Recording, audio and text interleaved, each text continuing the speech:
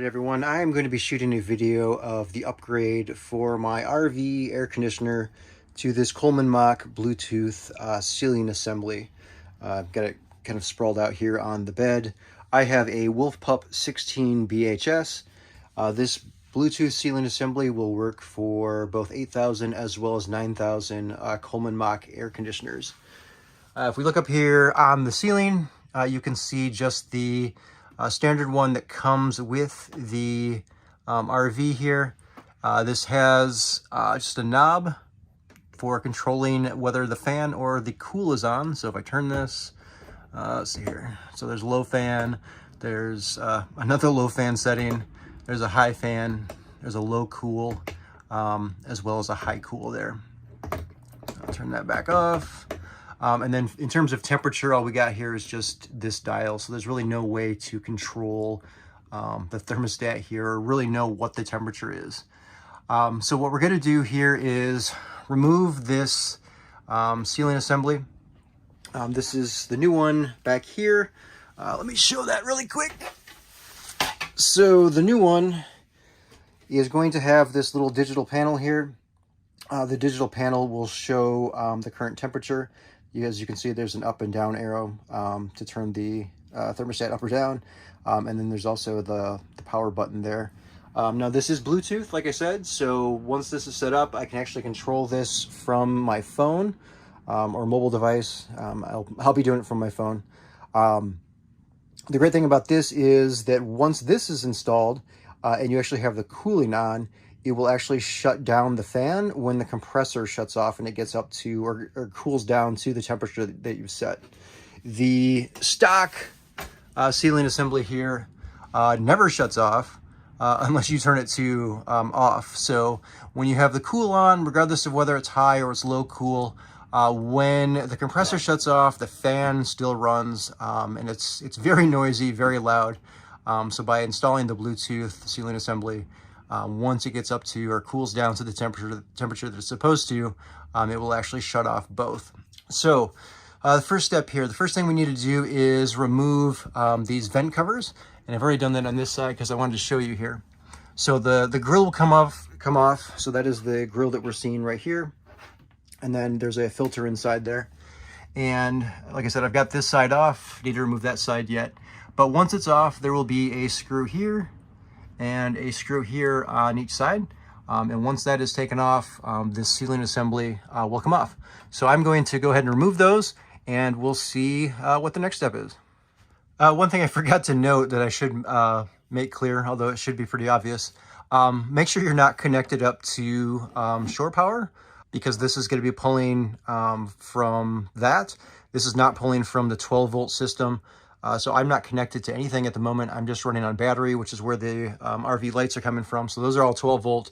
This is not. And again, you can twist this, turn it on, try to turn it on. It's not going to come on because again, I'm not connected to shore power.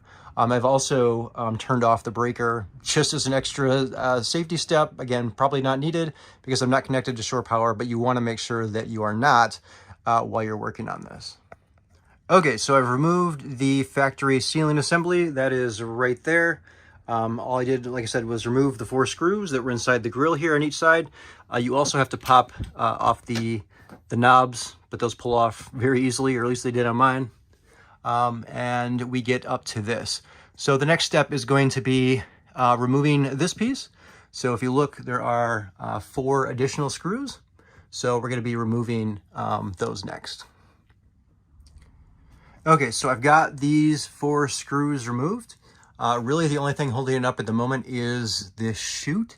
So the chute here is where the air is going to, the cooled air will be coming down.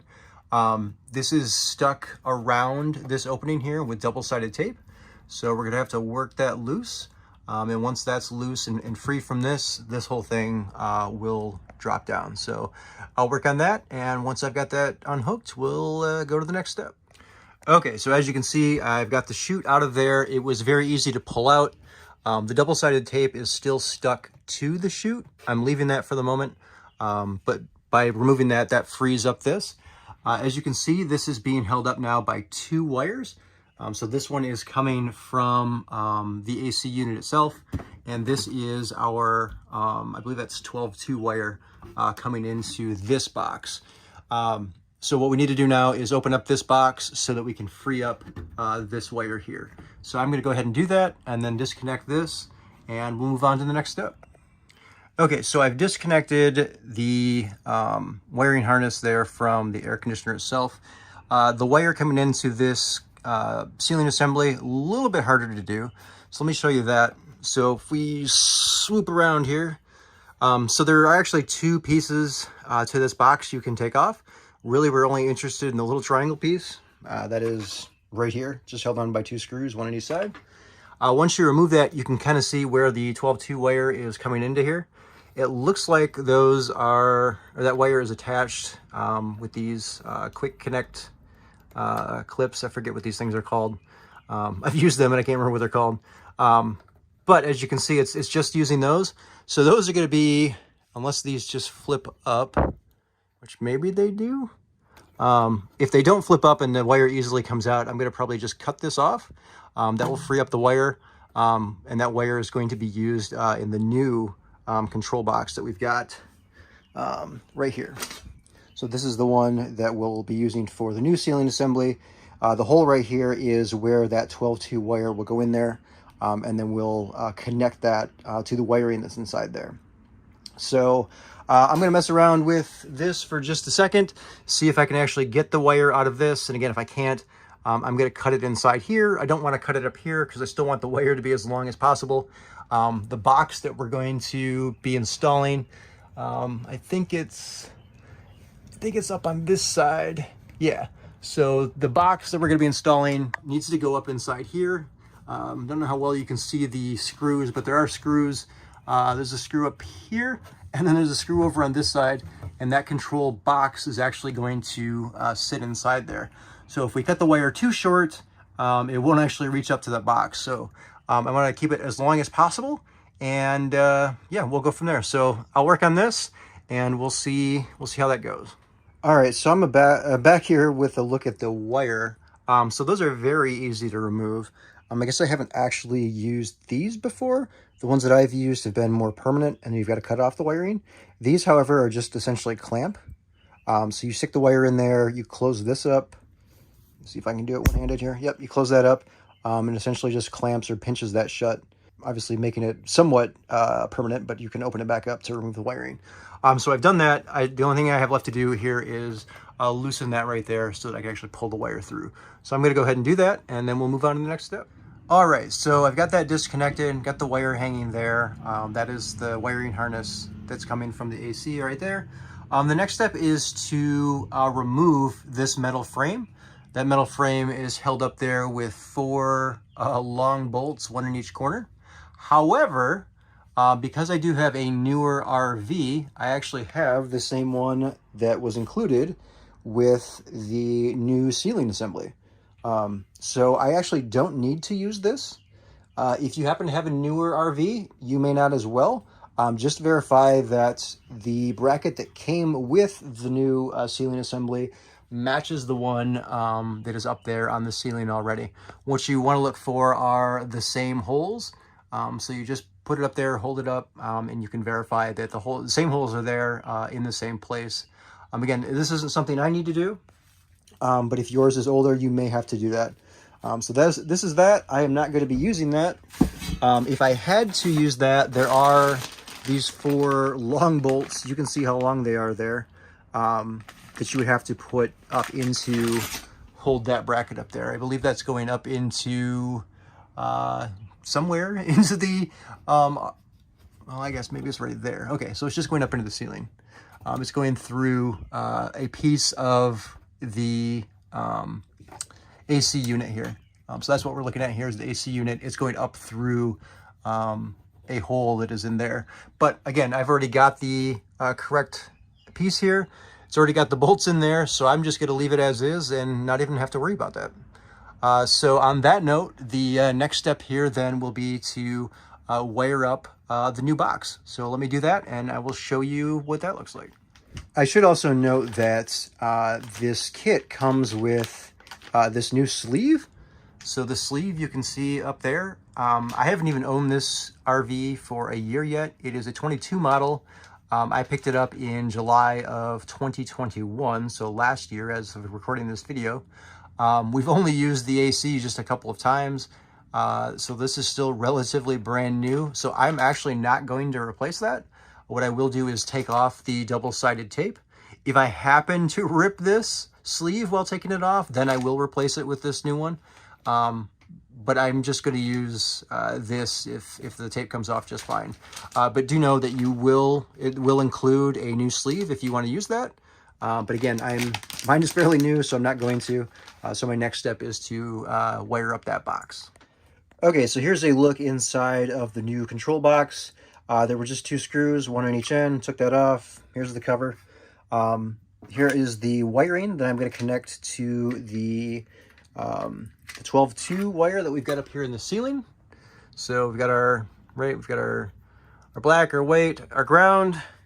We've got our whites, our black, and our green for ground. So I'm going to just use, this kit does come with, let me show you here. This kit does come with these wire nuts, which I'm not going to use. I'm actually going to reuse these guys. So I'm just going to put the wire inside here and get that wired up, and then we'll move on to the next step. Okay, so just to look at this, I am doing this by myself, so it may be a little advantageous to have someone helping you, at least for this part where if you want to take some slack off the electrical wire, that'd be helpful for getting this all wired up. I was able to do it by myself, so it is possible, but like I said, it might be helpful if you have someone at least just to hold this while you're wiring it up. But yeah, so I just used these clips that were here from the factory on the previous, the factory install. They work well. You can clip each side once you put the wire in there, and it really works well. So we've got to come around on this side here. I've got to get the clamp to hold the wire in there, and then once that's on there, I'm going to put the panel back on this. All right, so I've got the panel back on. I've got this little clip. I don't know for sure what exactly this thing is called, but it's this little clip piece that goes inside there to hold the wire, so the wire, can't move up and down, can't pull out of here. It's securely held in place. So the next step is going to be attaching these wires here to the proper locations on the back of this. We'll be using this here as a guide. And once this is set, what we'll do is we'll put this up inside there. Again, there are 2 holes, one on each end, and as I showed you previously, there are screws up there that this will go through and sit on, and then there are some spring clips that hold that into place. So I'm going to get this wired up, and then we'll move on to the next step. Okay, so I have these wired up there based on the diagram here, so it'll tell you the red wire connects to R+, blue connects to B-, white connects to W, gray connects to GL, green connects to GH, yellow to Y, and then there are 2 freeze sensors. They connect to this freeze area back here. Now, I haven't plugged that in yet. As you can see, I've got that right here. I did want to mention that the little insulation here on mine was a little too long, so it was preventing it from actually plugging in fully. So I just kind of snipped that off a little bit, and I will go ahead and plug those in. Okay, so I've got the box up there. It is on the existing screws that were up there. It's a little tight in that this is very taut, so there's not much slack here. So it was a little bit of a work to kind of yank on this a little bit. As you can see, there's a bunch of caulk around the wire here. So I just yanked on it a little bit, was able to get it up there. I just have to attach the spring clips now, and that should hold it up there. All right, so I got the spring clips up in there. The control unit is up there, as sturdy as it's going to be. I'm grabbing it here, moving it around. It's not wobbly or anything, so it seems to be pretty secure. The next step is to take the wiring harness here from the rooftop unit, and I'm going to plug it into the new control panel here. Before doing all of this and getting this up there, make sure you double check that the wires are in the correct spot. I did it 3 times, so I triple checked to make sure, because I didn't want to have anything blow up here. So there it is. It looks like it goes in this direction. So we just have to work it around this cable here, which might be a little bit of a task. but yeah, I'll attach it there. Okay, so I have the wiring harness plugged in. I have the freeze sensor now inserted into the fins up here. You just want to stick it in between the bottom two tubes, between the bottom two tubes inside the fin. That is the freeze sensor, and that's where that goes. And I'll just tuck the remaining wires here up and out of the way. All right, so the next step is to remount this piece, or I guess this is a new piece actually. Again, that was the factory one. It's going to be to mount this piece back up to here. Again, there are 4 screws. I'm probably just going to reuse the factory ones. There are new ones that come in the bag, but I'll just be reusing the factory ones. One thing to keep in mind here is there is double-sided sticky tape around this. This is where the chute will go through and attach to that. Again, I'm using the factory chute. I need to remove the double-sided tape here. If for whatever reason in doing so, it's going to rip this chute, I'll simply remove this one and put up the one that came with my sealing assembly. So let me go ahead and remove the double-sided tape, and then we'll get this guy attached back up there. Okay, so I'm going to have to go to plan B. The factory chute here, the double-sided sticky tape does not want to come off without actually, there we go, without actually ruining the cover here. So I'm going to just hook up the one that came with a new sealing assembly. It's just held in there with 3 screws. So I'll put that up there and we'll be on our way. All right, so I've got the new chute up there. The only added work this is going to do is once I feed this through there and attach it again with the double-sided sticky tape, I'm going to have to trim the excess off that is hanging down. Not terribly much more work to do, but just something to keep in mind. If you can save the factory one, it will reduce a little bit of work there for you. I may even be able to, or could have, once I took this off, maybe heated this up with like a hair dryer and pulled this off, but my fear is it would heat this up a bit too much. So I just went ahead and used the new one. Like I said, a little bit more work and having to cut this off once it's through there, but not too much. So, all right, let's go ahead and get this guy mounted up there. All right, so I got this attached up there. Again, 4 screws, 1 in each corner. I've attached this. This will plug into the control unit as well. This hooks to the center screw inside this metal frame. The kit does come with the necessary screws to be able to screw that in. And what I'm going to do is feed this guy also through the hole here. If I can get my hand up there. There we go. And that will also attach to the control unit. So the last step I have to do before I get the control unit up there is, again, just take off the double-sided sticky tape here and then trim this guy a little bit shorter. So let me go ahead and do that, and then we'll start putting on the covering here. Okay, so I have the double-sided sticky tape removed. I got the new chute in there, pushed it all around on the sides. You may get something like this where it's kind of bunched up, but it's tight everywhere else, so it seems to me like that was bound to happen. And then I used a brand new sharp blade and my utility knife and just trimmed that guy all up. So it's back to where it needs to be now, and now we just can attach the faceplate here. Okay, so I've got the new faceplate here to the sealing assembly. As you can see, there are 2 connectors here. If we look up here, we have 2 connectors that are hanging out here that will plug into these. And then once that is in, I've got to take off the grates here. We've got, again, 4 screws, 1 in each corner. And I'll screw that on there, put the filters and the grates back on, and then we should be good to go. The only thing I'll have left to do is I'll have to hook this up to shore power. Thankfully, I do have a 50 amp connector outside my house, so I can hook up the trailer and we will test it out. Okay, so I have those connected up here. Got the grates off, going to stick it up there, and we will screw it on. All right, so here is the final install. I've got the cover on there. As you can see, obviously nothing is on because we're not hooked up to shore power yet. I've just put the filters in there. Haven't put the grills on yet. Just want to make sure this will work. So I've got to hook it up to shore power first. If it doesn't, it's going to be easier to take this back down just simply by removing these as opposed to doing those and the grill. All right, so the next step is to connect this to shore power, and we will test it out. All right, well, I have my RV hooked up to shore power. As you can hear, it is currently running. I set up the Bluetooth app here on my phone. So current temperature is set to 63. That's what I dialed it down to, was 63, so it should be shutting off shortly. Just wanted to check that, one, the cool is working. It is. Got cold air coming out of here, so it comes out of both the ends, as well as these two vents here. And once we're at a point where the compressor shuts off, the entire unit should shut off. So that's what I'm testing, and we should see that happen.